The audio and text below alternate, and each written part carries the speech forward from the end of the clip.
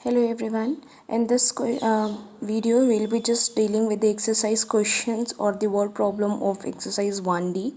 And in all, I'll be just explaining you the method of how to solve the given problem. Okay, I'm not going to solve it wholly, but I'll be just telling you the first 3 steps, and so that you can just continue it by using the operations and by using the concept that you have learned in the previous one. So very first question is,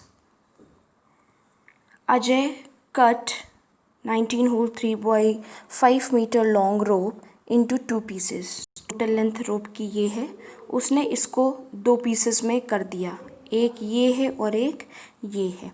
ठीक है. Find the length of the remaining rope. इस total length में से ये दोनों length क्या हो गई, कट गई. अब कितनी बची वो आपको निकालना है. तो कितनी बची, क्या आप इस टोटल को पहले कर लीजिए, इसको पहले सिंपल फॉर्म में कर लीजिए. इसमें से आप माइनस कर दीजिए इस वाले को प्लस इस वाले को, पहले इन दोनों का सम निकाल लीजिए. ठीक है. ऐड करने पे जो आएगा उसमें से इसको माइनस कर दीजिएगा. Is that clear? Now come to question number second.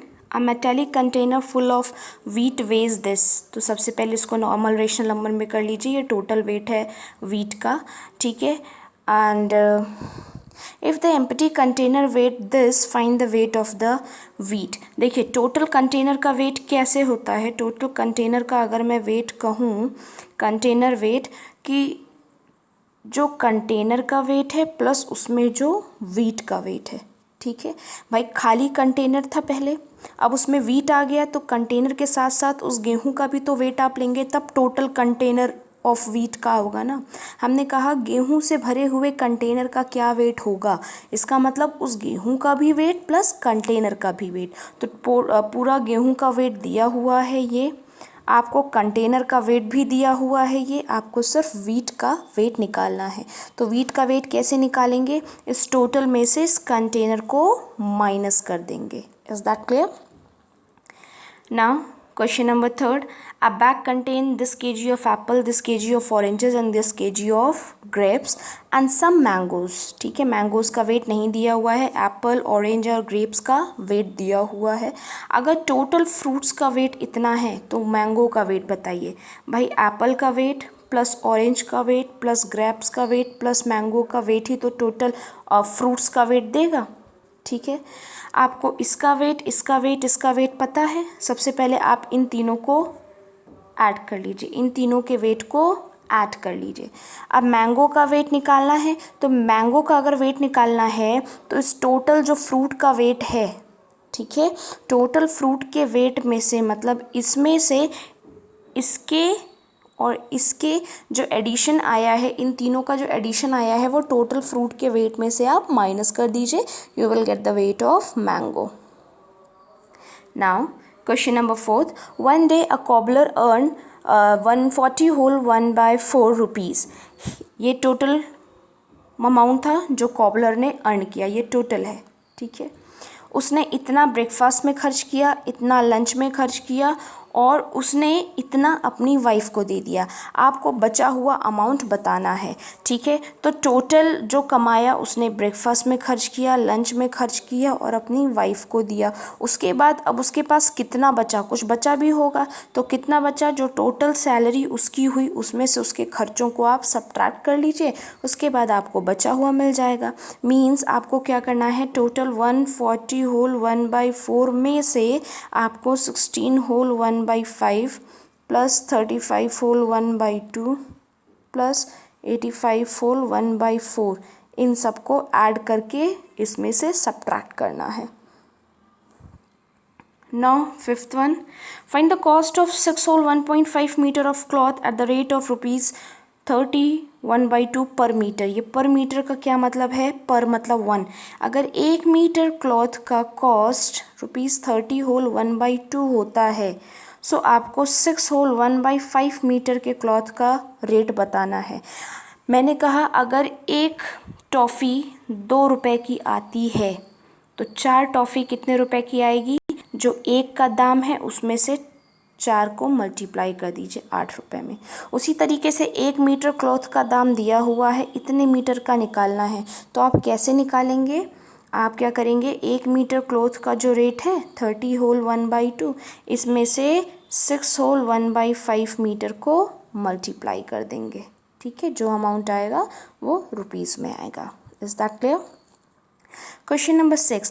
A car cover total this kilometer with 1 liter of petrol means 1 litre of petrol में car 21 whole 1/4 kilometre cover up करती है। आपको बताना है 5 होल 1/5 लीटर में कितना कवर अप करेगी। तो सेम है जैसे फिफ्थ वाला था, 21 होल 1/4 में 5 होल 1/5 को मल्टीप्लाई कर दीजिए। ठीक है, जो आंसर आएगा वो आपका डिस्टेंस आपको देगा। Is that clear?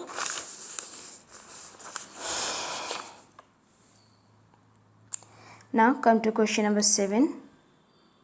The speed of a car is this. Find the distance and if time is given.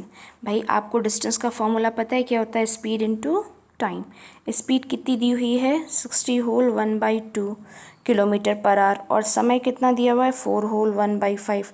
दोनों को प्रोडक्ट कर दीजिए। यहाँ पे इसको सॉल्व करके आई थिंक ये आएगा 121/2 इंटू ये आएगा 21/2।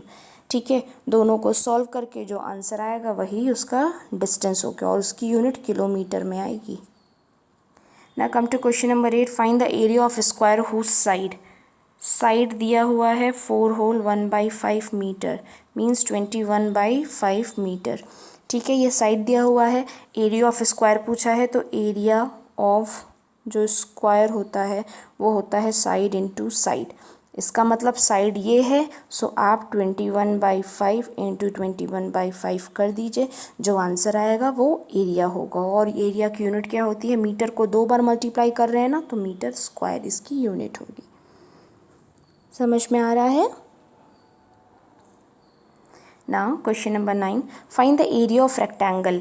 लेंथ दिया हुआ है, ये ब्रेथ दिया हुआ है, ये तो एरिया ऑफ रेक्टेंगल क्या होता है? फॉर्मूला होता है area of rectangle is equals to length into breadth. आपको लेंथ दिया है, ब्रेथ दिया है, आप दोनों को कैलकुलेट कर लीजिए और आंसर आ जाएगा मीटर स्क्वायर।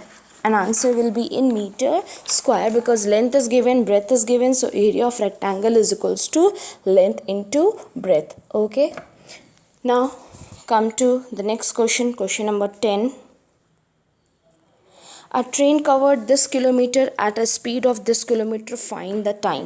इसमें आपको क्या दिया है? डिस्टेंस का फॉर्मूला आप स्पीड इंटू टाइम जानते हैं। इसमें डिस्टेंस आपको दी हुई है 901 होल अपॉन 4/5। ठीक है, स्पीड दी हुई है 125 1/4 और टाइम आपको निकालना है। सो टाइम का फॉर्मूला क्या हो जाएगा? Distance upon speed. मींस इस डिस्टेंस में से आप इस स्पीड को डिवाइड कर लीजिए, आपको टाइम मिल जाएगा और टाइम आएगा आर में। Now 11th one. A wire of length this is cut into 34 pieces of equal length. Find the length of each piece. एक वायर है जिसका टोटल लेंथ 42 होल 1/2 मीटर है। एक होल है, वायर है जिसका टोटल लेंथ क्या है? इतना। इसको कितने भागों में डिवाइड किया गया है? 34। मीन्स आप 34 से इसको डिवाइड कर दीजिए। इस पूरे को मतलब इसका आएगा 84, तो ये हो जाएगा 85/2। उस पूरे को 34 से डिवाइड कर दीजिए और डिवाइड करने के बाद जो आंसर आएगा that will be the length of each piece. Now 12th one. If 2/3 of a rational number exceeds its 3/5 by 1 whole 3/4, find the rational number. मान लिया रेशनल नंबर क्या है? x। तो 2/3 of a rational number means 2/3 of x exceeds its 3/5 minus 2/3 minus 3/5 x is equals to 1 whole 3/4। तो ये हो जाएगा 2x/3 minus 3x/5 is equals to 1 whole 3/4। अब x की वैल्यू निकाल लीजिएगा सॉल्व करके। Now question number 13. Ravi was asked to multiply a rational number by 2/3. Ravi से बोला गया कि आप किसी रेशनल नंबर को मल्टीप्लाई करिए 2/3 से। मान लिया जिस रेशनल नंबर को बोला गया वो x है, तो रवि से बोला गया कि आप 2/3 से मल्टीप्लाई करिए, लेकिन गलती से उसने 2/9 से मल्टीप्लाई कर दिया। सो उससे बोला गया भाई आप 2/3 से मल्टीप्लाई करिए, लेकिन गलती से उसने 2/9 से मल्टीप्लाई कर दिया। अब उसका आंसर कितना ज़्यादा आने लग गया, उसका आंसर कितना ज़्यादा आने लग गया, -3 whole 1/5 more than the correct answer. इसको -3 होल 1/5 के इक्वल कर दीजिए, आपको रेशनल नंबर मिल जाएगा। Now the last one, question number 14. From a 62 whole 1/2 metre long rope a piece of length is cut off. ठीक है, टोटल लेंथ क्या है, 62 होल 1/2। इस टोटल लेंथ में से कितने को काट के निकाला गया, 15 होल 1/5। तो सबसे पहले आप सब्ट्रैक्ट करके ये निकाल लीजिए जो आंसर आया। ठीक है, इसका मतलब वो बचा हुआ पार्ट है, लेफ़्ट वाला आपको मिल जाएगा। भाई टोटल में से आपको जितना यूज़ करना था वो आपने निकाल लिया, अब लेफ़्ट पार्ट बचा। The rest of the rope is divided into 11 equal pieces. अब जो लेफ्ट आंसर आएगा उसको 11 से डिवाइड कर दीजिए, आपको लेंथ ऑफ ईच पीस मिल जाएगा। Okay, so this video was all about to just help you in clearing the doubts related to word problem. Just try to solve it by your own, and whatever the doubt you have, kindly consult with the subject teacher and try to clear your doubt as soon as possible. Thank you.